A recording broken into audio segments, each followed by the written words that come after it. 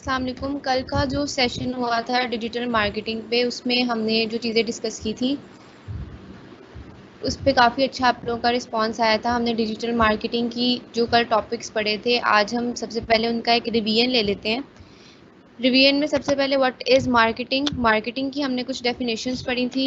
हर किसी ने अपनी अपनी डेफिनेशन से बहुत अच्छे तरीके से कंट्रीब्यूट भी किया था कि डिजिटल मार्केटिंग होती क्या है, और डिजिटल मार्केटिंग में हम मार्केटिंग की डेफिनेशंस हमने शेयर की थी। उसके बाद हमने डिजिटल मार्केटिंग के मुतालिक पढ़ा था कि डिजिटल मार्केटिंग होती क्या है।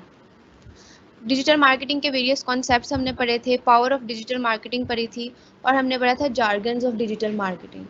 जार्गन्स ऑफ डिजिटल मार्केटिंग में क्वेश्चन आया था कि जार्गन्स एक्चुअल में होते क्या हैं। तो जार्गन्स वो टेक्निकल टर्म्स होती हैं किसी भी लैंग्वेज की जो उस लैंग्वेज में यूज़ कर रहे होते हैं। ये फर्स्ट क्वेश्चन था जो कि कल हम टाइम की कमी की वजह से आंसर नहीं कर पाए थे, लेकिन इंशाल्लाह जो है सबकी डेफिनेशंस बहुत अच्छी थी और आगे भी हम इंशाल्लाह इसी तरीके से कंटिन्यू करेंगे सबकी कंट्रीब्यूशंस के साथ। देन हमारे पास एक क्वेश्चन था कि रीच और इम्प्रेशन में डिफरेंस क्या है। रीच और इम्प्रेशन का डिफरेंस मज़ीद क्लियर कर देते हैं कि रीच क्या होती है, आपने कितनी ऑडियंस तक अपना मैसेज पहुंचाना है, और इम्प्रेशन क्या होता है, आपने एक मैसेज कितना ज़्यादा पहुंचाना है, कितनी दफ़ा पहुंचाना है, एक दिन में एक दफ़ा, 2 दफ़ा, 3 दफ़ा, आप कितनी दफ़ा एक ऐड को एडवर्टाइज करना चाहते हैं, वो आपकी का इम्प्रेशन होता है, कितने टाइम्स आपने इम्प्रेशन जो है वो करना है। तो रीच और इम्प्रेशन में ये डिफरेंस होता है। देन अब हम नेक्स्ट स्लाइड पे नेक्स्ट वाली आज वाले लेक्चर पे मूव करेंगे।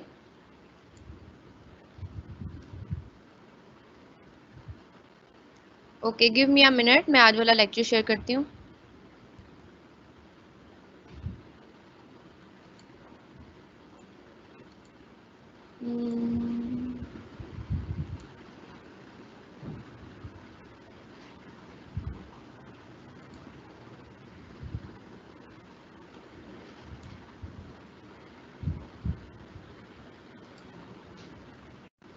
ओके, ये आज का हमारा न्यू लेक्चर है, लेक्चर नंबर 2।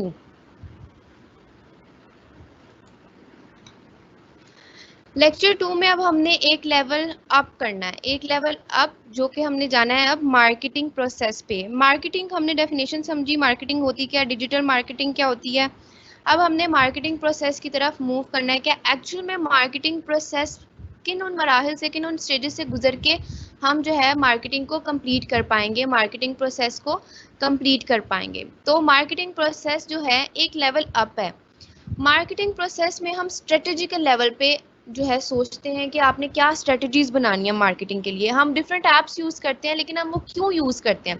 आप में से बहुत सारे लोगों को ग्राफिक डिज़ाइनिंग आती होगी, आप लोगों से बहुत सारे लोगों को सोशल मीडिया मार्केटिंग आती होगी, सर्च इंजन मार्केटिंग आती होगी, लेकिन पर्पस क्या है उसका, आप वो करते क्यों है मार्केटिंग के लिए काम। आप डिफरेंट जो है प्लेटफॉर्म्स यूज़ कर रहे होते हैं, आप डिफरेंट टेक्निक्स यूज़ कर रहे होते हैं, टूल्स यूज़ कर रहे होते हैं, आप सब कुछ यूज़ कर रहे होते हैं, लेकिन एक्चुअल में आप वो यूज़ क्यों कर रहे होते हैं। तो वो हमें एक लेवल अप होके सोचना पड़ता है कि वो कौन सी स्ट्रेटजीज हैं जिसकी वजह से हम ये मार्केटिंग की जो प्लेटफॉर्म्स हैं वो यूज़ करते हैं। यानी कि आपको एक अच्छी स्ट्रेटजी जो है वो चूज़ करनी पड़ेगी।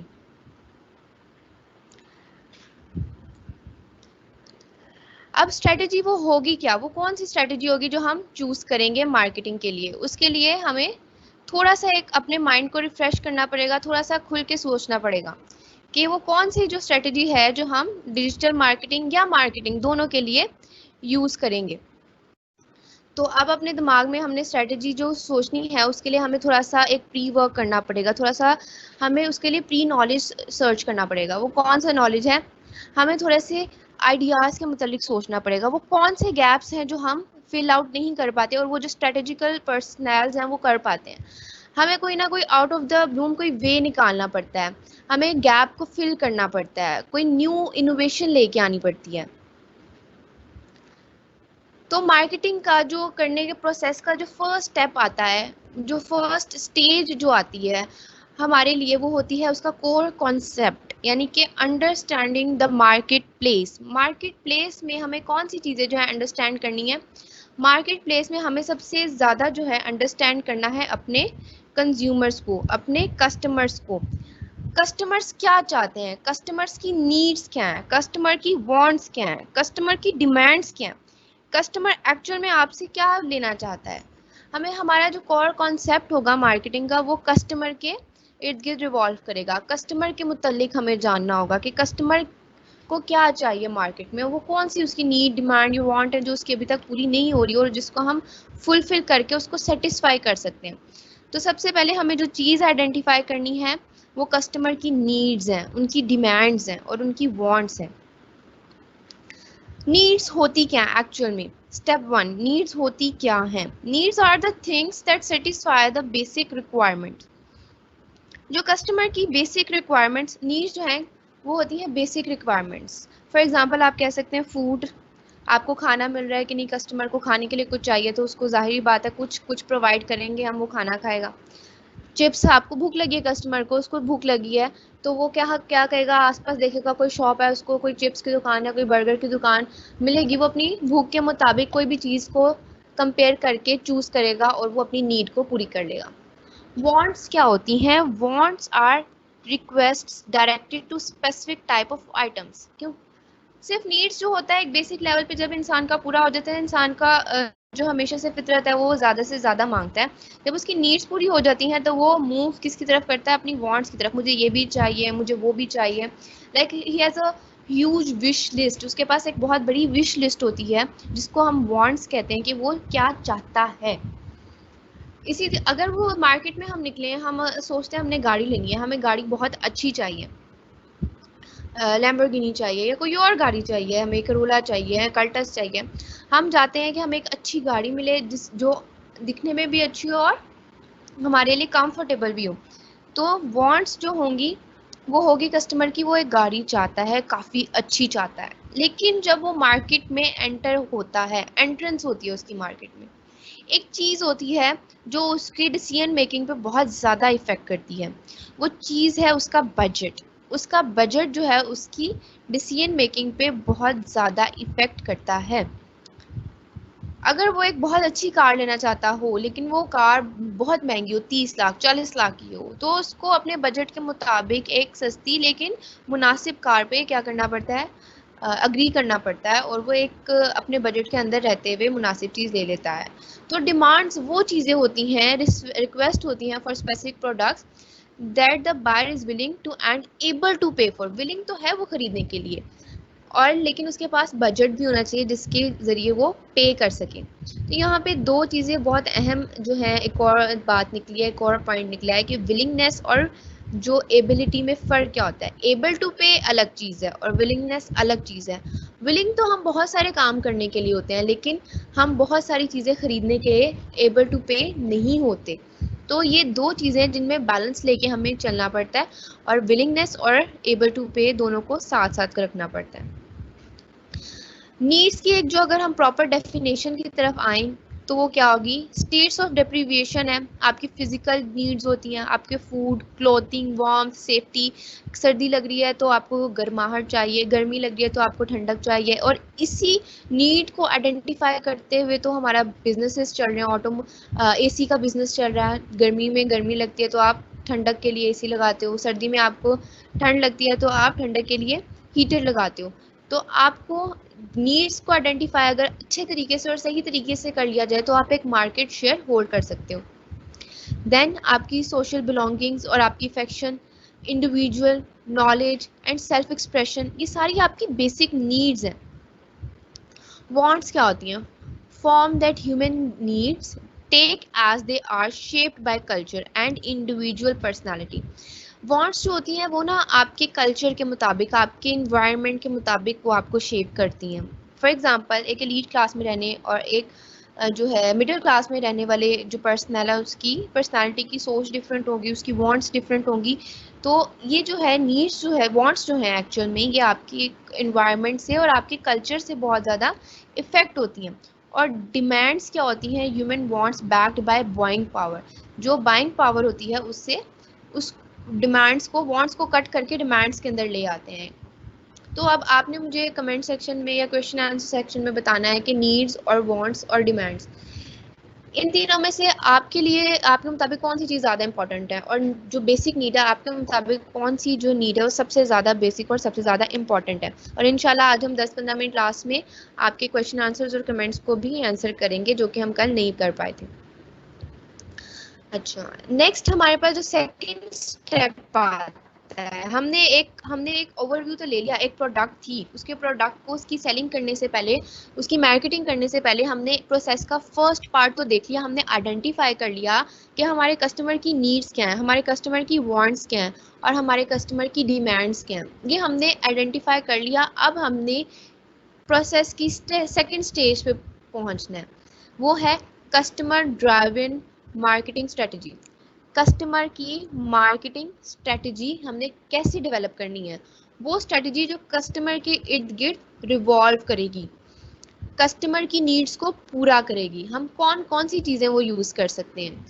इस कस्टमर ड्राइवन मार्केटिंग स्ट्रेटजी का जो सबसे पहला एलिमेंट है वो है सेगमेंटेशन। सेगमेंट्स क्या होते हैं, सेगमेंटेशन क्या होती है, सेगमेंट्स होता है पार्ट्स में डिवाइड करना, और सेगमेंटेशन वो प्रोसेस है, वो स्ट्रेटजी है जिसमें आप अपनी मार्केट को पार्ट्स में डिवाइड करते हैं, अपने डिफरेंट कह सकते हैं आप जेंडर के बेस पे, एज के बेस पे, डिफरेंट सेगमेंटेशन की हमारे पास बेसिस होती हैं और हम उस बेसिस पे अपनी मार्केट को, कस्टमर्स को डिवाइड करते हैं। वो कौन कौन सी बेसिस होती हैं वो भी हम पढ़ेंगे। टारगेट देन आपने डिवाइड कर दिया, इस तरह हम एक एग्जांपल लेके चलते हैं। आपने डिवाइड कर दिया, आपने अब टारगेट करना है उस सेगमेंट को जो आपके प्रोडक्ट के लिए प्रेफरेबल है। उसके बाद हम उसमें से डिफरेंशिएशन करते हैं। डिफरेंशिएशन क्या होता है, डिफरेंशिएशन वो स्ट्रेटजी है जिसमें आपका और आपके कंपैटिटर का फ़र्क पता चलता है। आप और अगर आपका कंपैटिटर सेम प्रोडक्ट जो है, फॉर एग्जांपल सोप की प्रोडक्ट जो है लॉन्च करते हैं, तो पता कैसे चलेगा कि आप बेहतर हैं उनसे, या आप यूनिक हैं उनसे, या आप उनसे अलग हैं। तो उसके लिए जो स्ट्रेटजी बनती है उसको हम डिफरेंशिएशन कहते हैं। देन हमारे पास पोजीशनिंग। पोजीशनिंग हम कस्टमर के साथ, ये 3 स्टेजेस क्लियर करने के बाद जब कस्टमर के साथ हम एक दिमाग में उस कस्टमर के अपने ब्रांड का एक पोजीशन क्रिएट करते हैं। वो कस्टमर सोचता है, इमोशनली अटैच होकर सोचता है कि ये ब्रांड से एफिलिएट हूँ मैं। तो ये क्या है, दोबारा से हम इसको रिवाइज करेंगे ताकि हमारा कॉन्सेप्ट जो है वो क्लियर हो। Segmentation, market segmentation is an organisational strategy used to break down a target market audience into smaller more manageable groups। ये सेगमेंटेशन करते ही इसलिए हैं ताकि आप अपने कस्टमर्स को मैनेज कर सकें, उनकी नीड्स को सही तरीके से आइडेंटिफाई कर सकें। एक बच्चे की नीड और एक अडल्ट की नीड सेम तो नहीं होगी, उसको तो फीडर चाहिए और अडल्ट को खाना चाहिए। तो ये देखें एज के हिसाब से हमने सेगमेंटेशन कर दी, टारगेट किया। फिर हमने जो सेगमेंट्स बनाए थे, बच्चे के लिए हमने सिरिलैक का एक ब्रांड क्रिएट किया, और जो बड़े हैं उनके लिए कोई विटामिन का या कोई कैल्शियम से रिलेटेड मिल्क का ब्रांड क्रिएट किया या फास्ट फूड का ब्रांड क्रिएट किया। तो हमने टारगेट मार्केट के हिसाब से नीड्स को सेपरेट किया और उनके लिए अलग अलग ब्रांड्स क्रिएट किए, क्योंकि उनकी नीड सेम नहीं थी, तो इसलिए उसको हम एक ही तरीके से सेटिस्फाई भी नहीं कर सकते थे। डिफरेंशिएशन स्ट्रेटजी क्या होती है कि अप्रोच जो होती है डिफरेंट कंपनीज की वो डिफरेंट होती है। अगर आप साबुन बनाने वाली कंपनी की एग्जांपल लें तो आप क्लियरली आइडेंटिफाई कर सकते हैं कि जो सेफ गार्ड है या लाइफ बॉय है वो एंटी जर्मल सोप्स हैं, यानी कि एंटी बैक्टीरियल सोप्स हैं, जबकि जो बाकी जो लक्स वगैरह साबुन है वो ब्यूटी को एनहांस करते हैं और वो प्रॉपरली डिज़ाइंड है और एफिलिएटेड है लेडीज से। तो डिफरेंशिएशन आपको यहाँ से समझ आएगी कि डिफरेंशिएट करेंगे, दोनों के दोनों ब्रांड्स क्रिएट तो सोप कर रहे हैं, लेकिन लाइफ बॉय का और सेफ गार्ड का आपके दिमाग में डिफरेंट इमेज है, जबकि दूसरे सोप्स का, ब्यूटी सोप्स का आपके दिमाग में एक डिफरेंट इमेज है। पोजीशनिंग क्या होती है, positioning refers to the ability to influence consumer perception. Consumer के दिमाग में क्या आपके ब्रांड के मुतालिक है। आप बहुत सारे एड्स देखते होंगे एडवर्टीजमेंट के, और आपके बहुत सारे एड्स जो होंगे दिन में, कुछ एड्स आपके जहन में रह जाते होंगे और कुछ एड्स निकल जाते होंगे। जो एड्स रह जाते हैं, आप जाते हैं जब भी शॉपिंग वगैरह करने, तो आपको जहन में वो चीज़ होती है कि मैंने इसका ऐड देखा था, ये सरफ का ऐड था और ये जो है अच्छा होता है, हाथ इससे ख़राब नहीं होते, मुझे ये लेना चाहिए। तो जो हमारा ब्रांड था उसने आपके दिमाग में एक पोजीशन सेट कर दी है। This is called as positioning strategy, कि कस्टमर के दिमाग में एक पोजीशन क्रिएट हो जाना। अब जो हमने सेगमेंटेशन पढ़ी थी, सेगमेंटेशन की कौन कौन सी क्लासिफिकेशन हो सकती है, किस किस बेस पे आप सेगमेंटेशन कर सकते हो। सेगमेंटेशन आप डेमोग्राफिक से कर सकते हो, आप जियोग्राफिक सेगमेंटेशन कर सकते हो, आप साइकोग्राफिक सेगमेंटेशन कर सकते हो और बिहेवियरल सेगमेंटेशन कर सकते हो। डेमोग्राफिक सेगमेंटेशन क्या होती है? डेमोग्राफिक सेगमेंटेशन ये होती है स्टेटिस्टिकल डाटा, जो डाटा रिकॉर्ड किया जा सके। फॉर एग्जांपल आपकी एज, फॉर एग्जांपल आपका जेंडर, ये वो चीज़ें जो आप स्टेटिस्टिकली रिकॉर्ड कर सकते हैं कि हमारे पास 50% फीमेल्स थी, 50% मेल्स थे, या कोई और रेशो में फीमेल्स और मेल्स थे, और उनमें से आधे लोगों की एज तो थी 25 से बिलो थी और आधे लोगों की एज 25 से ज़्यादा थी। तो ये आपने क्या कर दी? सेगमेंटेशन कर दी।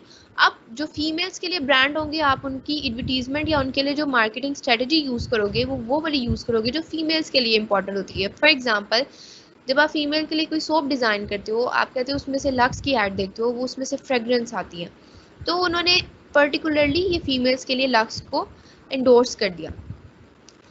देन आपके जियोग्राफिकल सेगमेंटेशन, अगर आप किसी पर्टिकुलर कंट्री पे, किसी पर्टिकुलर एरिया या किसी पर्टिकुलर लोकेशन में अपनी ब्रांड को आप आगे लेके चलना चाहते हैं, तो फिर आप जियोग्राफिक सेगमेंटेशन करेंगे। अगर आप अमेरिका में अपने ब्रांड की डिलीवरी नहीं कर सकते, तो आप जियोग्राफिकल एरिया डिफाइन करेंगे अपनी मार्केटिंग स्ट्रेटेजी बनाते हुए।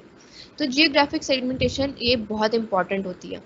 साइकोग्राफिक सेगमेंटेशन ये होती है इंटरेस्ट और लाइफस्टाइल के हिसाब से। आप एलीट क्लास के लिए वही चीज़ डिज़ाइन नहीं कर सकते जो हम मिडिल क्लास के लिए कर रहे थे। उनकी बाइंग पावर डिफरेंट है, उनकी डिमांड्स डिफरेंट हैं, उनकी वांट्स डिफरेंट हैं। आप उनकी स्ट्रेटजी या उनके लिए जो प्रोडक्ट डिज़ाइन करोगे वो उसी लिहाज से डिज़ाइन करोगे, और जो आप मिडिल क्लास के लिए डिज़ाइन करोगे उसमें आप कंफर्ट को ज़्यादा प्रेफरेंस दोगे instead of luxury.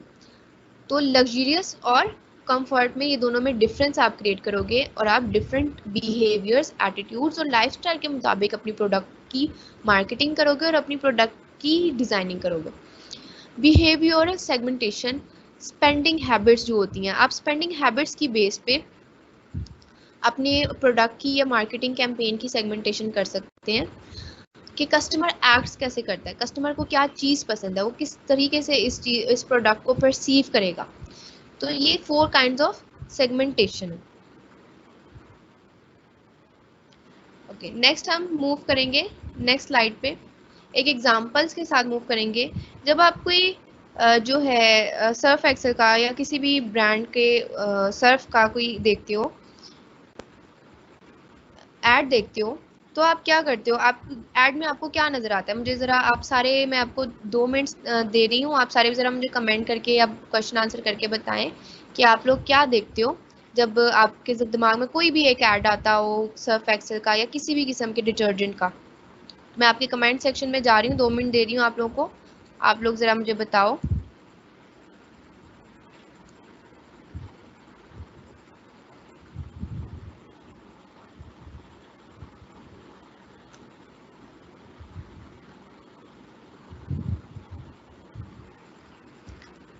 Okay, can live, Ayesha Malik लिखती हैं we can live without wants but we can not live without needs. Okay, good Ayesha, अच्छी बात की आपने। अच्छा, basic needs are food, cloth, समन, हाँ बेसिक नीड्स यही होती हैं। एनोनिमसली जो भी हाँ, समान इकबाल, समन इकबाल, ठीक है।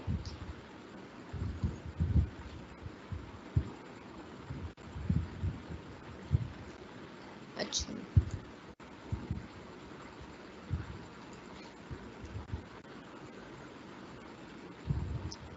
अच्छा, अब आप लोगों ने मुझे बताना है कि आपने किसी डिटर्जेंट का ऐड देखा है दिमाग में, तो आपके जो है दिमाग में कौन सी चीज़ आई है सबसे पहले?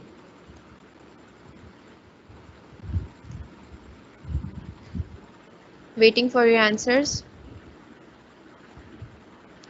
Best for his brand. Okay, Maryam Munir लिखती हैं I will give best for his brand his advantages low cost. Low cost, हाँ ये कॉस्ट जो प्राइस स्ट्रेटजी है ये बहुत ज़्यादा इफ्लिएट करती है लोगों को कि जब एक चीज़ आपको सस्ती कीमत में मिलती है। एक ऐड थी एक डिटर्जेंट की जिसमें उन्होंने टैगलाइन भी यूज़ की थी, जब सस्ता मिल रहा है तो महंगा क्यों लें। तो ये एक प्राइस जो है वो बहुत अच्छी स्ट्रेटजी है जो यूज़ करते हैं लोग डिफ्रेंशिएट करने के लिए। बेसिक नीड्स, फरहीन अशरफ लिखनी है basic needs are food house and cloth. सही। क्लीनलीनेस, ब्राइटनेस, लेसर रेट्स, सरप, आर्कीनेस। अगर मैं किसी का नाम गलत बोल दूं तो so sorry. Subhana, brand name and animation. Subhana ने लिखा है ब्रांड नेम और एनिमेशन। सही। नाइस, कमेंट्स भी हमने पढ़ लिए हैं और आप लोगों की इन्वॉल्वमेंट भी हो गई है।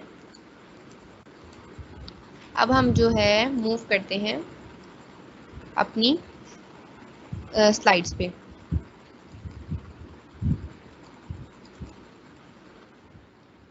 ज़रा मुझे दें।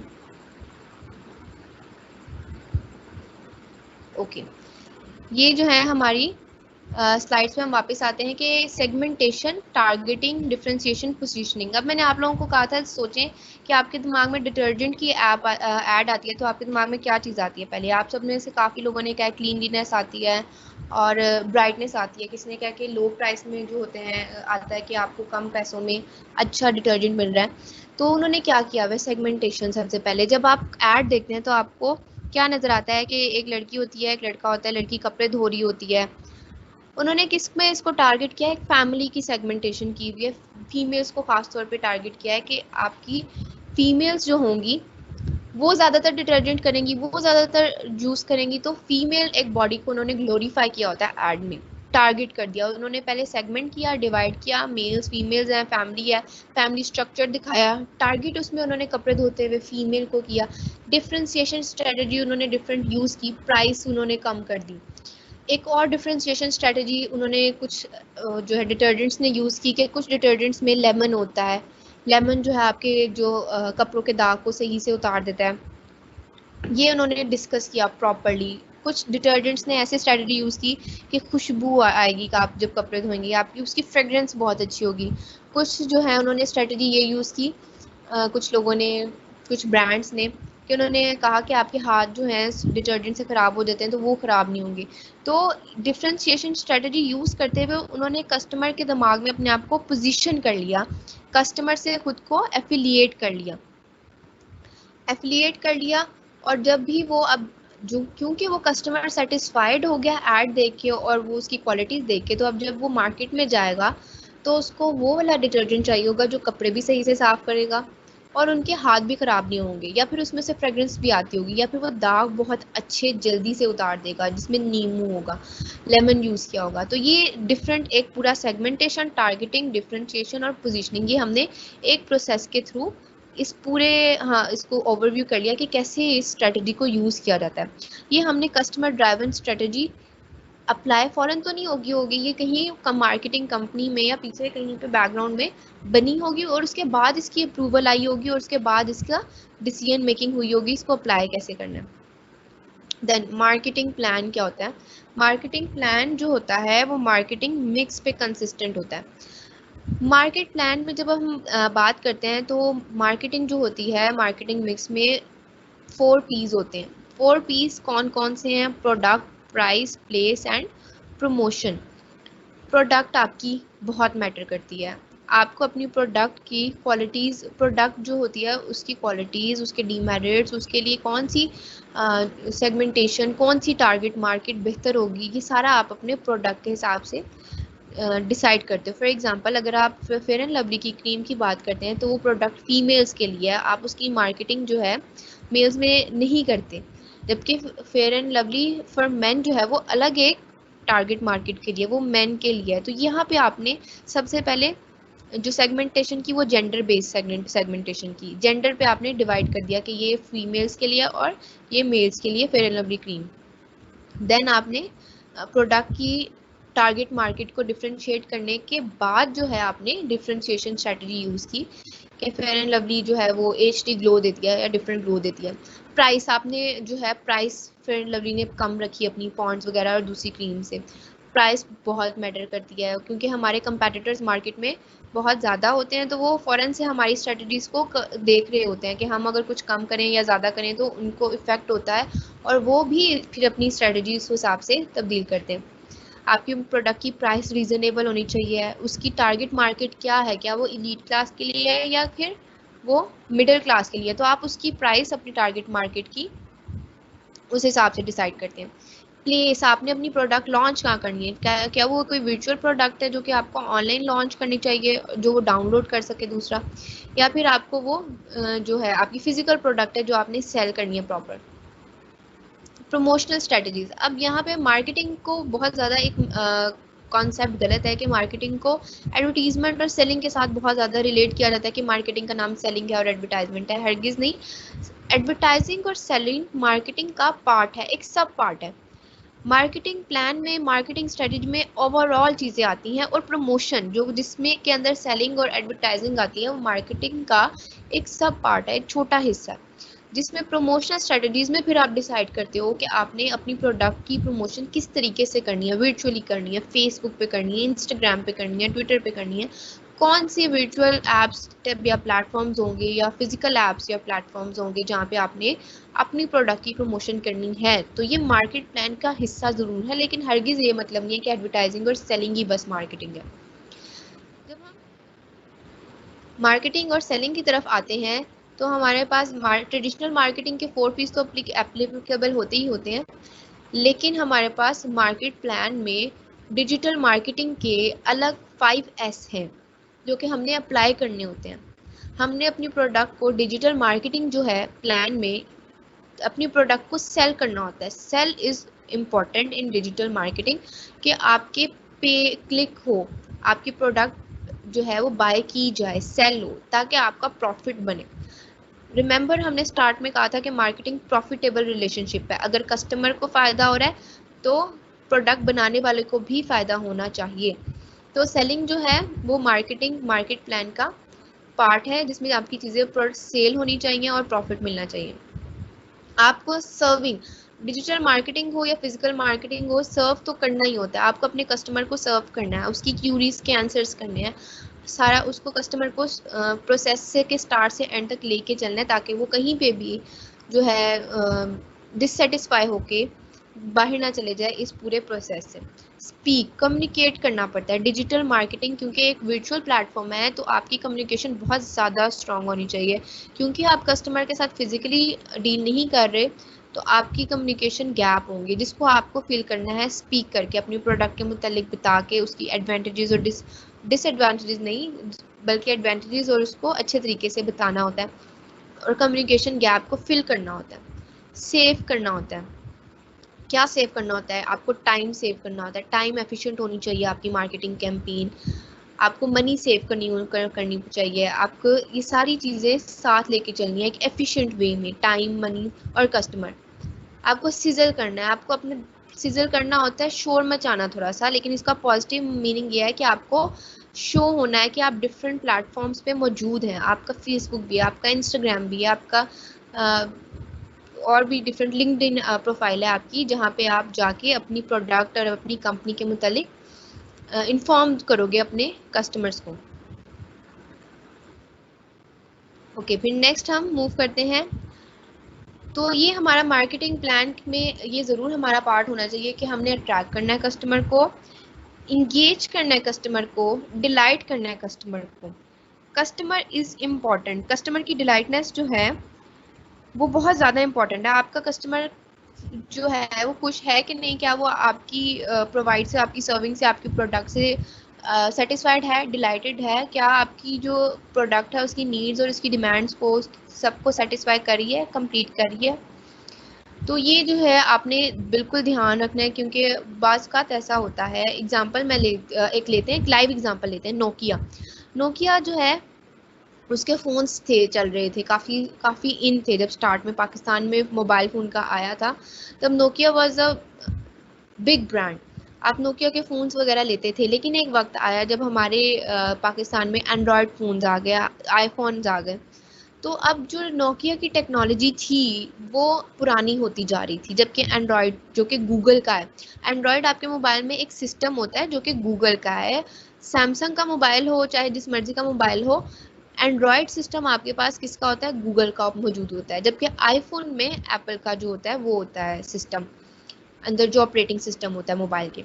तो नोकिया ने क्या किया? इनोवेट नहीं किया, और उन फ़ोन से, वो छोटे छोटे फ़ोन्स थे, उससे कस्टमर की डिलाइटनेस एक वक्त के साथ साथ, सेटिस्फेक्शन एक वक्त के साथ साथ कम होती गई। जबकि एंड्रॉयड जो थे, एंड्रॉयड फ़ोन्स आए सैमसंग के और डिफरेंट ब्रांड्स के, उन्होंने आके कस्टमर की नीड्स को कम पैसों में और बहुत अच्छे तरीके से सेटिस्फाई करना शुरू कर दिया। तो नोकिया फ़ायदा, उसका नुकसान क्या हुआ? बाकी कंपनीज को फ़ायदा हुआ और नोकिया को नुकसान हुआ कि नोकिया पीछे चला गया।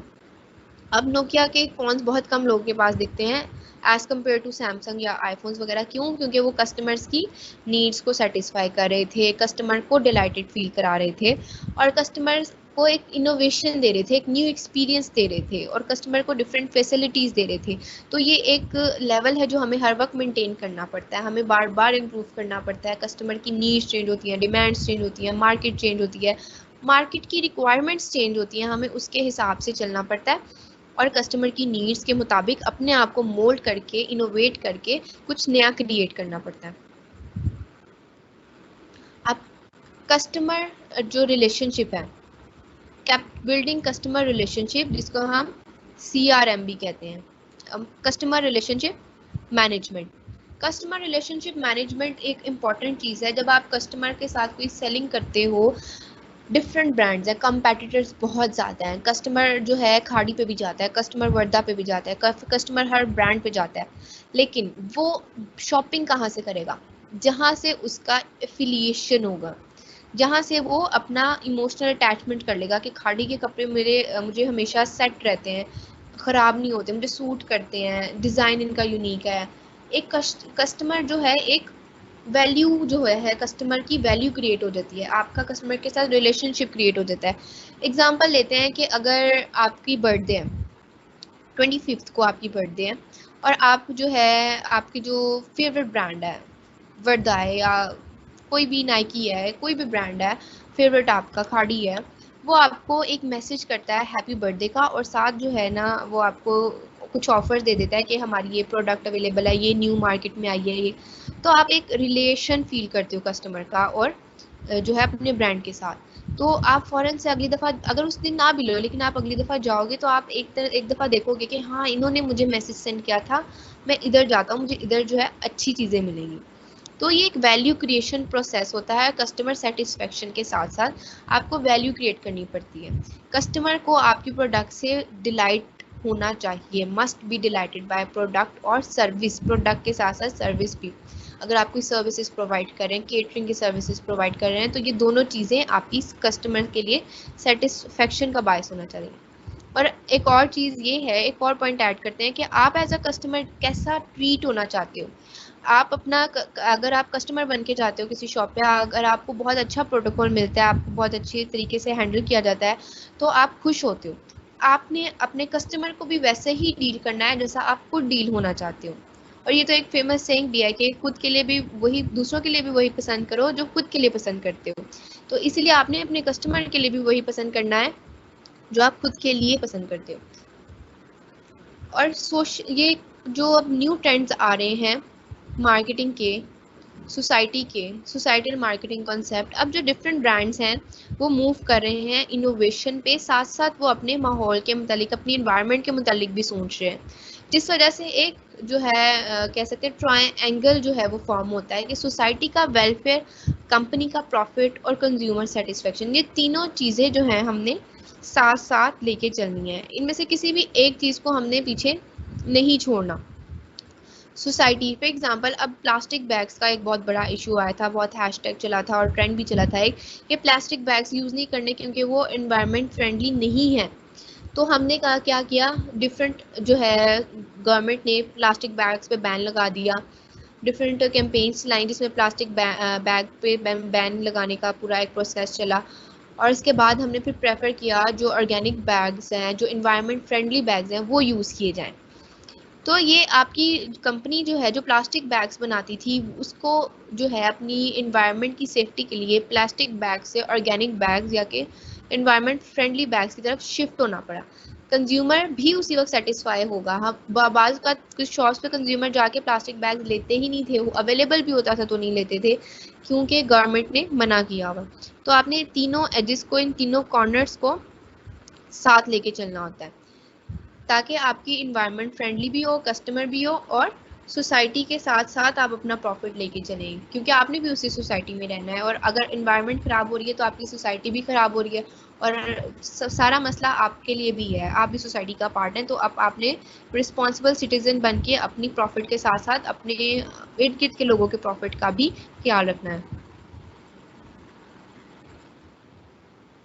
नेक्स्ट में मूव करते हैं, और एक और जीन्स की एग्जांपल दूंगी। एक ब्रांड है, उसने वाटर फ्रेंडली जीन्स जो है ना, उसका स्टार्ट किया था कि पहले जो जीन्स आप लोग जो पहनते हैं ना नॉर्मल, ये जो लिवाइस है वो ब्रांड, जो आप जीन्स पहनते हैं ना, वो 50 लीटर पानी से बनती है, यानी कि 50 गैलन आप कह सकते हैं पानी के। लेकिन उसने एक न्यू इनोवेशन स्टार्ट की थी कि जो जीन्स 50 लीटर पानी से बनती थी, उन्होंने ऐसी मशीन बनाने का दावा किया था कि वो 1 लीटर पानी से एक जीन्स बनाएंगे। तो ये बहुत उनके लिए प्रेफरेबल था, और ये उनके प्रॉफिट में इजाफे का भी बायस बना था, क्योंकि पीछे से कंजम्पशन अलग होगी तो उनके प्रॉफिट में अल्टीमेटली इजाफा होगा। तो मिनिमम रिसोर्सेज से मैक्सिमम प्रॉफिट क्रिएट करना, इनोवेट करना, ये भी हमारा एक पर्पस होता है मार्केटिंग में। लास्ट स्टेप जो होता है, आपने capture value from your customers करनी होती है। सारा काम हो गया, आपने प्रोडक्ट थी एक बेच दी, कस्टमर को वो प्रोडक्ट अच्छी लगी, कस्टमर ने कहा, कस्टमर के साथ आपका एक रिलेशनशिप क्रिएट हो गया। लेकिन आपने कस्टमर के साथ इन टच रहना है, उसको अपना लॉयल कस्टमर बनाने के लिए, ताकि वो बार बार आपके पास आए, उसको रिटेन करना है, उससे फीडबैक लेना है, उसके साथ इन टच रहना है, ताकि वो जब एक दफ़ा शॉपिंग करे, एक दफ़ा नहीं, वो बार बार शॉपिंग करे और आपसे ही शॉपिंग करे, और दूसरे ब्रांड्स पे या दूसरी कंपनीज के आपको जो है प्रेफरेंस दे और आप पे ज़्यादा फोकस करें। तो customer retention, customer loyalty, customer से फीडबैक लेना, अपने ब्रांड का या अपनी कंपनी का या अपनी प्रोडक्ट का बार बार रिमाइंडर देना, ये सारी चीज़ें आपने खुद करनी है अपनी डिजिटल मार्केटिंग कैंपेन के थ्रू। एक दफ़ा आपने कैंपेन चलाई, इसका मतलब ये नहीं है कि आपका जो है कस्टमर जो है वो सेटिस्फाइड हो गया, आपको बार बार करना पड़ता है। बाज़ औक़ात होता है कि कस्टमर एक दफ़ा देख के क्लिक नहीं करता, लेकिन जब बार बार चीज़ उसकी नज़रों के सामने से गुजरती है, डिफरेंट लोग शेयर कर रहे होते हैं और बहुत ज़्यादा कर रहे होते हैं, तो फिर वो एक दफ़ा एटलीस्ट देखता है, और वो अच्छी लगे तो वो लेता भी है। तो ये कस्टमर पे डिपेंड करता है, और आप पे उससे ज़्यादा डिपेंड करता है कि आप अपनी डिजिटल मार्केटिंग कैंपेन को कैसे लेके चलते हैं। ये थी स्ट्रेटजी। ये स्ट्रेटजी के एक्चुअल में स्ट्रेटजी बनाना एक जो है बहुत ही इनिशियल जो है प्रोसेस है। आप एक स्ट्रेटजी बनाते हो, उसके बाद जो है एक्चुअल काम शुरू होता है। आपने स्ट्रेटजी बना दी कि ये प्लेटफॉर्म्स मैंने यूज़ करने हैं। आप फेसबुक पे देखते हो डिफरेंट मार्केटिंग कैंपेन, आप इंस्टाग्राम पे देखते हो, ट्विटर पे हैशटैग्स वगैरह वगैरह डिफरेंट चीज़ों के देखते हो, वो क्यों कर रहे हैं सब, उसके पीछे ये था बैकग्राउंड। स्ट्रेटेजिकल लेवल पे हमने सोचा कि हम चीज़ों को कैसे लेके चल सकते हैं, कौन सी टेक्निक अप्लाई कर सकते हैं, कस्टमर किस चीज़ से ज़्यादा खुश होगा, कौन सी नीड्स होंगी, कौन सी डिमांड्स होंगी जो कस्टमर की फुलफिल होंगी, मैं कस्टमर की क्या हेल्प कर सकता हूँ। ये सारी चीज़ें स्ट्रेटेजिक लेवल पे एक सोची जाती हैं, डिसीजन मेकिंग्स होती हैं। डिसीजन मेकिंग्स के बाद जो है फिर आप हायरिंग करते हो। डिफरेंट प्रोजेक्ट्स जो आप लोगों को फिर फाइवर वगैरह पे, अपवर्क वगैरह पे और डिफरेंट प्लेटफॉर्म्स पे मिलते हैं, फेसबुक पे मिलते हैं, वो क्या कर रहे होते हैं, वो इस स्ट्रेटजी को अप्लाई करने के लिए लोग ढूंढते हैं। हम एक अब स्ट्रेटजी एक नेक्स्ट और अपर लेवल है। स्ट्रेटजी बनती है, उसके बाद जो है प्लेटफॉर्म्स पे कैंपेन्स चलती हैं। स्ट्रेटजी देख ली हमने, अब हमने स्ट्रेटजी को डिफरेंट प्लेटफॉर्म्स पे कैसे अप यूज़ करना है, वो कौन कौन सी टर्म्स हैं जो प्लेटफॉर्म पे हम यूज़ करके अपनी डिजिटल मार्केटिंग कैंपेन को एक सक्सेसफुल कैंपेन बना सकते हैं, वो हम नेक्स्ट लेक्चर में प्लेटफॉर्म्स पे करेंगे। 2 लेक्चर्स हमारे प्लेटफॉर्म्स पे होंगे। फेसबुक पे हम कैसे अपने बिजनेस को रन कर सकते हैं, या अपने क्लाइंट के बिजनेस को कैसे रन कर सकते हैं। आपके पास प्रोजेक्ट आता है, तो क्लाइंट आपको फेसबुक पे कहता है मेरी सर्च इंजन मार्केटिंग कर दो, मेरी सोशल मीडिया मार्केटिंग कर दो। आप कैसे उसको रन कर सकते हैं पूरी कैंपेन को, आप लिंक कैसे कर सकते हैं डिफरेंट प्लेटफॉर्म्स को एक दूसरे के साथ, कौन सी चीज़ें ऐड अपनी ग्राफिक्स आप ऐड कर सकते हैं कि आपका कस्टमर अट्रैक्ट हो, तो वो कौन सी जो हैं पॉइंट्स हैं, कॉल टू एक्शन बटन्स हैं जो आप यूज़ करते हैं, तो वो सारा जो है हम लाइव ऐप्स पे जाके, फेसबुक पे जाके, ट्विटर पे जाके, इंस्टाग्राम पे जाके सारे हम देखेंगे, बारी बारी हर प्लेटफॉर्म को देखेंगे और हर प्लेटफॉर्म पे कैसे कैंपेन्स चल रही हैं वो भी देखेंगे। अब जो है नेक्स्ट हम मूव करते हैं एक काम जो आपको हमने अपने इस कोर्स में करना है ताकि हमें पता चले कि हमने कोर्स में कुछ पढ़ा है। जो फर्स्ट हमारी असाइनमेंट है, फर्स्ट असाइनमेंट में आपकी फर्स्ट 2 लेक्चर से रिलेटेड होगी। फर्स्ट 2 लेक्चर में जो हमने पढ़ा है, हमने जो अप्लाई करने का स्ट्रेटजीज बनाई हैं, उससे रिलेटेड आपकी होगी फर्स्ट असाइनमेंट। आपने अपने मोबाइल में या अपने पीसी में रिमाइंड ऐप डाउनलोड करनी है। Getting started with remind is easy. ये जो आपको सामने मेरा स्क्रीनशॉट नज़र आ रहा है उस ऐप का, ये उसका साइन है, ये सिंबल है। ये जो है आपने अपने मोबाइल में या अपने लैपटॉप में डाउनलोड करनी है और उसके बाद आपने इसमें क्लास ज्वाइन करनी है। WMF डिजिटल मार्केटिंग, इनके क्लास ज्वाइन करने के इन्विटेशंस भी आप तक आ जाएंगे ईमेल के थ्रू @WMF/S1। ये है पासवर्ड। ये पासवर्ड आपने क्लास ज्वाइन के लिए जो है ऐड करना है अपनी इस ऐप में, रिमाइंड ऐप में। और जो असाइनमेंट होगी, और असाइनमेंट आपने सबमिट कैसे करानी है, जब आप वो ऐप डाउनलोड करके क्लास ज्वाइन कर लेंगे, यहाँ पे आपको नज़र आ रहा है एक बटन नज़र आ रहा है, इसको कॉल टू एक्शन भी हम कह सकते हैं, अटैच का। आपने अटैच करना है, इसको अटैच पे क्लिक करना है और जहाँ पे आप मैसेज WMF लिखा हुआ आ रहा है, वहाँ पे आपने अपना नेम या अपना जो है कोर्स का नेम जो है ऐड लिख के सेंड कर देना है। और काइंडली आपने जो मेल हमारे सबमिशन के लिए यूज़ किया, फॉर्म फिल करने के लिए यूज़ किया, आपने उसी मेल से जो है ना इधर आपने सबमिट कराना है अपनी असाइनमेंट को, ताकि हमें पता चले कि किसने सबमिट कराया है। क्योंकि फिर अगर इस तरह पता नहीं चलेगा तो हम आपकी ग्रेडिंग वगैरह कैसे कर पाएंगे। तो आपने ये काम काइंडली बहुत अच्छे तरीके से करना है। आपने मेल अपना अटैच करना है, अपनी मेल साथ लिखनी है और फाइल अटैच करनी है वर्ड की, और आपने मुझे मैसेज के पे अपना नाम और अपना मेल लिख के जो है सेंड कर देना है, ताकि पता चले कि किसने मेल किया। असाइनमेंट होगी कैसी? असाइनमेंट बहुत ईजी होगी।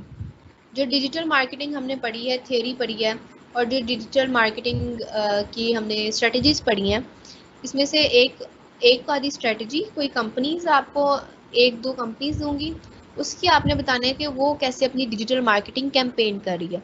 इससे आपको फ़ायदा ये होगा कि आप जब किसी बड़ी कंपनी की डिजिटल मार्केटिंग कैंपेन कैसे रन होकर देखोगे, तो आपको पता चलेगा कि आपको अपनी कैंपेन या आपके पास जो प्रोजेक्ट आएंगे क्लाइंट्स के वो आपने कैसे रन करने हैं, कैसे आपने डिजिटल मार्केटिंग करनी है, उसको प्रैक्टिकली अप्लाई करना है, और कैसे आपने अर्निंग करनी है इस डिजिटल मार्केटिंग की स्किल के थ्रू। क्योंकि हमारा बेसिक गोल एंड पे यही होगा कि हम अपनी स्किल्स को प्रैक्टिकल लाइफ में अप्लाई करके कुछ सीख सकें। तो ये आज का हमारा सेशन था डिजिटल मार्केटिंग स्ट्रेटजीज पे। हम नेक्स्ट जो है वो स्टार्ट लाजमी करेंगे। हम नेक्स्ट पे प्लेटफॉर्म्स लाजमी स्टार्ट करेंगे। अब ज़रा कमेंट्स की तरफ आ जाते हैं।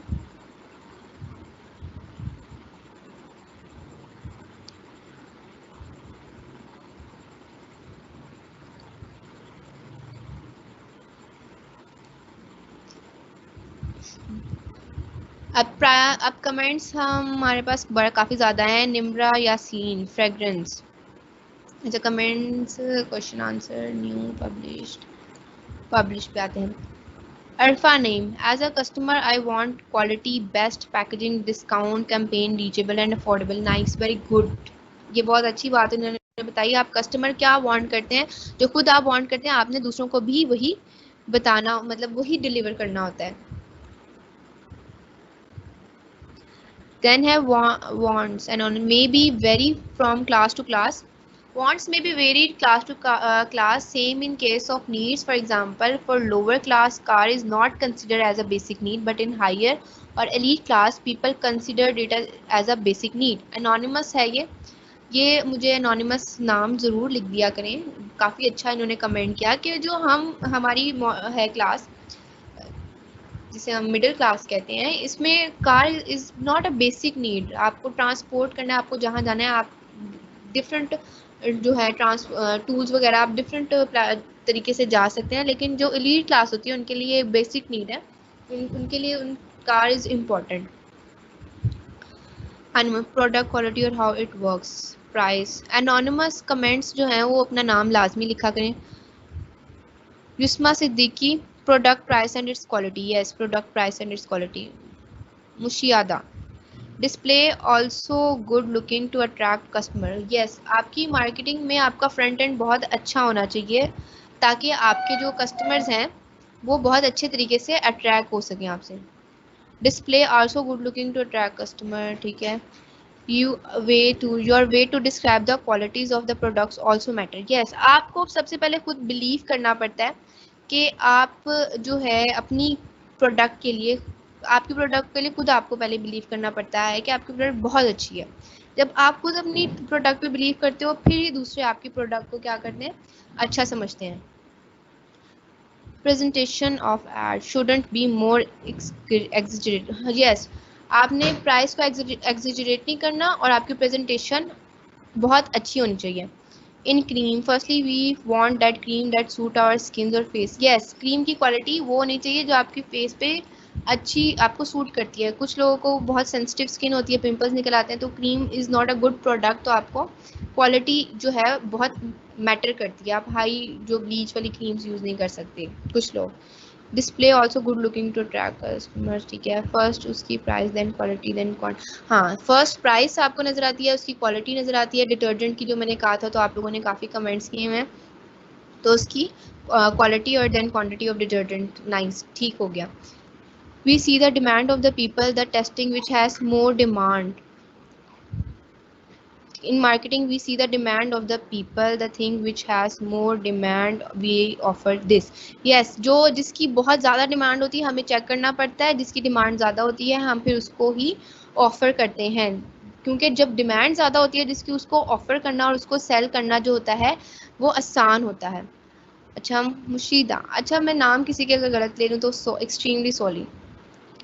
In marketing, person should remember about his profit because it's also, yes, profit अपना, आप मार्केटिंग करते ही क्यों अपने ब्रांड की, आप प्रोडक्ट सेल ही क्यों करना चाहते हो, ताकि आपको प्रॉफिट मिले। यहाँ पे एक्सेप्शन होती है नॉन गवर्नमेंटल, गवर्नमेंट और नॉन प्रॉफिट ऑर्गेनाइजेशन, क्योंकि गवर्नमेंट एक नॉन प्रॉफिट ऑर्गेनाइजेशन होती है, तो उनकी एक्सेप्शन के साथ अब जब बिजनेस कर रहे होते हो, मार्केटिंग कर रहे हो, तो आप करते ही क्यों, ताकि आप प्रॉफिट जो है जनरेट कर सको। Surf are budget and its fragrance, ठीक है।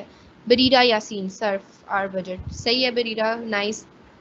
मुशाहिदा, we should have best communication with other. Yes, communication जो है ऑनलाइन अगर आप काम कर रहे हो या फिर आप डिजिटल मार्केटिंग कर रहे हो, तो आपकी कम्युनिकेशन बहुत ज़्यादा इम्पॉर्टेंट होती है।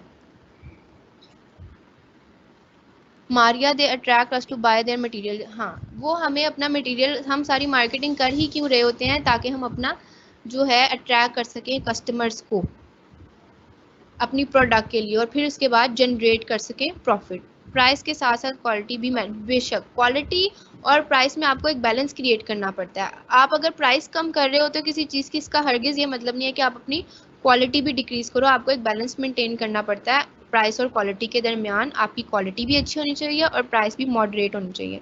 इट इज़ फैक्टफुल और not, firstly I see that. अच्छा, Kandeel, price and quality. Yes, price and quality are most important. Anonymous है, समन इकबाल है, तो अच्छा होता है, दाग तो अच्छे होते हैं, mean that ad is showing everything is easy to clean. Yes, दाग तो अच्छे होते हैं, जो उसकी टैगलाइन थी सर्फ एक्सेल की, दाग तो अच्छे होते हैं, और ये जो है आपको एक पूरा कॉन्सेप्ट की तरफ लेके जाती है कि आप दाग लगाओ और वो सब सर्फ एक्सेल से आसानी से धुल जाएगा। यानी कि उन्होंने एक कॉन्सेप्ट इसमें भी पेश किया था कि लर्न करने के लिए अगर दाग लगे तो दाग अच्छे होते हैं, और लर्निंग से बच्चों को नहीं रोकना चाहिए, खेलने से या लर्निंग से। In creams, we also prefer मुशाहिदा है. In creams, we also prefer which is best according to season because in summer and winter we use different. Yes, different creams summer के हिसाब से, winter के हिसाब से, location के हिसाब से, जो जहाँ पे ठंड होती है वहाँ के हिसाब से, गर्मी के हिसाब से आप ये सारे सेगमेंट्स को स्टडी कर सकते हो और फिर उसके अपने सेगमेंट की टारगेट मार्केट चूज़ करके, अपने प्रोडक्ट की टारगेट मार्केट चूज़ करके आप उधर उसको लॉन्च कर सकते हो. Basically, their slogans which define about their product. Yes, slogans. Kuratulan, cost plus result. Yes, it is cost plus result. Kuratulan, शाबाश. Brand and quality matters and quantity also. किसी brand की क्वालिटी, उसकी quantity जो है, दोनों matter करते हैं. Maryam Munir, very nice. Price and quality must be equal to way they are charging. Yes, Quratulain कहती है कि quality must be equal to the price they are charging. बिल्कुल, क्वालिटी और जो है वो बिल्कुल मैटर करती है. ठीक है, क्वेश्चंस हैं लास्ट में, अब ज़रा कुछ उनको आंसर देते हैं. Okay, speed may be from class to class. इस मोनस commercial they emphasize on more quality. Iqra पूछ रही हैं, kindly repeat the assignment, I missed it because of internet. Okay Iqra, assignment जो आपको मेल पहुंच जाएगी असाइनमेंट की, उसमें असाइनमेंट की सारी डिटेल्स लिखी होंगी. असाइनमेंट क्या का में क्या आपने सर्च करना है, आपने क्या असाइनमेंट में जो है क्वेश्चन क्या होगा, असाइनमेंट का क्वेश्चन करना कैसे है, और इस क्वेश्चन के बाद आप करने के बाद आपको कौन सी स्किल्स मिलेंगी, ये सारा डिटेल में असाइनमेंट के डॉक्यूमेंट में लिखा हुआ होगा और वो आपको मेल के थ्रू पहुंच जाएगी इंशाल्लाह आज ही. तो ये आप फिक्र ना करें. और एनोनिमस क्वेश्चन है एक अमार का. Are we gonna discuss about Amazon profile growth and dropping? Yes, we are gonna discuss about various brand, not even Amazon. Amazon जो है मौजूदा वक्त में कह सकते हैं कि सबसे बड़ा है, हम उसको भी सर्च करेंगे. लेकिन एक चीज़ आप लोग हम सबको सीखनी चाहिए कि सिर्फ जो कामयाब तरीन ब्रांड्स हैं, जो सक्सेसफुल ब्रांड्स हैं, उनको स्टडी करने से ही हम लर्न नहीं कर सकते. उन्होंने तो हर वक्त मतलब स्ट्रेटजीज यूज़ करके अचीवमेंट ही हासिल की होती हैं. लर्निंग एक्चुअल में वहाँ ज़्यादा होती है जहाँ पे हम कुछ लोअर ब्रांड्स को स्टडी करते हैं, जिनको फेलियर का भी सामना करना पड़ता है. वो कैसे फेल हुए, उनके फेलियर से हम बहुत कुछ सीख सकते हैं कि हमने उस तरीके से फेल नहीं होना. 100 में से अगर हम एक फेलियर कंपनी देखते हैं ना, तो हमें वो एक तरीका पता चल जाता है जिससे जो है वो हम फेल हो सकते हैं, और इसलिए हम उस तरीके को अवॉइड करते हैं. तो ये हम चलेंगे, अमेज़ॉन को भी डिस्कस करेंगे, हम डिफरेंट प्रोफाइल्स को भी, और भी वेबसाइट्स को, और भी बिजनेसेस को डिस्कस करेंगे. अमेज़ॉन वैसे एक रिटेल बिजनेस है, उसके अलावा भी हम काफ़ी जो है ना ब्रांड्स वगैरह को एक डिस्कस करेंगे. Customer can not compromise on a service that's first impression of a brand. Yes, compromise नहीं कर सकते आप सर्विस से. Product quality price, how it works. Product quality और प्राइस जो है वो, क्वालिटी और प्राइस हमें हमेशा बैलेंस में लेके चलनी चाहिए. अगर हमें किसी एलीट क्लास में जाना है तो वहाँ पे तो हम प्राइस इंक्रीज कर सकते हैं, और क्वालिटी भी जाहिर बात है उसकी बहुत ज़्यादा होगी. लेकिन आप मिडिल क्लास की अपनी सेगमेंट को देखते हैं तो वहाँ पे आप पे क्वालिटी और प्राइस में एक बैलेंस मेंटेन रखना पड़ता है आपको. आपकी प्रोडक्ट की जो क्वालिटीज़ हैं आपकी प्राइस के मुताबिक होनी चाहिए. ऐसा ना हो उसकी प्राइस बहुत ज़्यादा हो और जो उससे बेनिफिट आप प्रोवाइड कर रहे हैं वो बहुत कम हो. तो इसलिए हमें प्रोडक्ट और क्वालिटी में, प्राइस में जो है ना, हमें बैलेंस मेंटेन करना पड़ता है. मरियम मुनीर कहती हैं व्हाट इज़ असाइनमेंट. मरियम, मैंने रिपीट करती हूँ और सबके लिए रिपीट कर रही हूँ कि असाइनमेंट क्या होगी, असाइनमेंट में आपको क्या लर्निंग होगी, असाइनमेंट के गोल्स क्या होंगे, वो सारा आपको डॉक्यूमेंट्स में डिटेल में लिखा हुआ होगा और आपके पास फ्राइडे तक का टाइम होगा. फ्राइडे तक असाइनमेंट जो है सबमिट करा सकते हैं. तो आज आपको तक असाइनमेंट पहुंच जाएंगी, उसमें कोई भी इशू नहीं आएगा इंशाल्लाह. आपको बहुत इजी वे में सारा कुछ आपको डिस्क्राइब किया होगा, क्वेश्चन भी दिया होगा असाइनमेंट में, और उस क्वेश्चन को किस तरीके से करना है आपने उसका भी मेथड आपको दिया हुआ होगा. तो अब क्वेश्चंस ख़त्म हो चुके हैं हमारे पास, और हमने सारे कमेंट्स वगैरह भी रीड कर लिए मैं. तो अब हम इस मीटिंग को एंड कर देते हैं.